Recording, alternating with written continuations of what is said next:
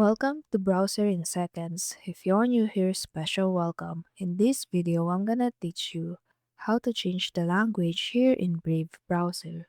So, for example, you bought a laptop from like it was shipped from a different country, or maybe doing you're lending it to your foreign friend. So what you're gonna do is on the upper right corner, click these three horizontal lines, go to settings, and then on the left side um, go to languages. You can find this tab, and then as you can see, the preferred language is currently English. You can add a language.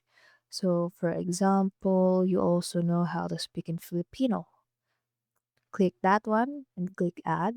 So, as you can see, it is on the third part of our preferences. Like the first one is English United States, but like if you want to change it, so like we can move it once, like on the top part, or like move to the most top preferred language, and you can just click it here again, like if you want to remove it or move it down, and there you have it.